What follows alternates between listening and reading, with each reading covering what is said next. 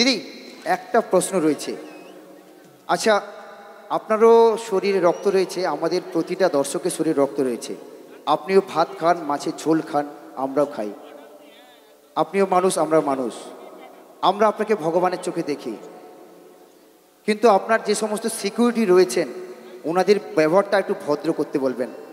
আমাদের এই যে সম্মানের যে স্মারক আমাদের রয়েছে পুজো কমিটির সদস্য, ওনারা এমনভাবে ধাক্কা দিয়েছেন আমাদের এই স্মারকটা ছিঁড়ে পড়ে গেছে পায়ের তলাতে। এটা বাবা ভীমদেবজিউর স্মারক আমরা মাথার উপরে রেখে দিই।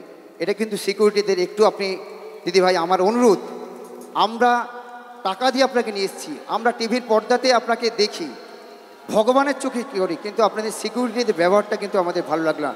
আমাদের 350 বছরের প্রাচীন পুজো, অনেক বিখ্যাত শিল্পী এসেছে, কিন্তু এরকম ব্যবহার পাইনি।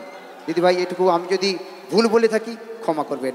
Thank you. না দেখুন ব্যাপারটা কি হয়, এত এত এত হাজার মানুষ এখানে, অন্ধকারের মধ্যে যখন কেউ ঢোকে, কে কখন কোথা থেকে কি সবারই তো দেখার ইচ্ছা না নায়িকাকে, তো সবাই যখন চলে আসে ওদেরকে ওদের কাজটা করতে হয়, নালে পরে আমার থেকে ঝাড়কায়, ওদেরকে আমি বকে দেবো আপনার হয়ে, চিন্তা নেই। আপনার ভালো আমাকে লেগেছে তো ব্যাস, আমি মানুষটা ভালো এটা জাজ করবেন ব্যাস। একদম। হ্যালো ম্যাডাম প্লিজ, আপনার সব কথাগুলি আমরা বুঝতে পেরেছি এবং সব কথাগুলি মূল্যবান।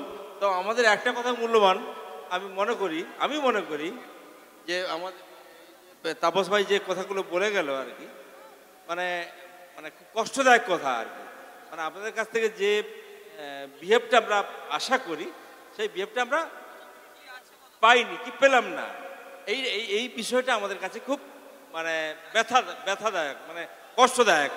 এটা একটু প্লিজ আপনি একটু কাইন্ডলি সকলের কাছে বিলন করে দেন। আমি তো গান গেয়ে আপনাদের ব্যথাটা ভোলাচ্ছি, মলম দিচ্ছি, আপনি কেন ভাবছেন এত? ঠিক আছে।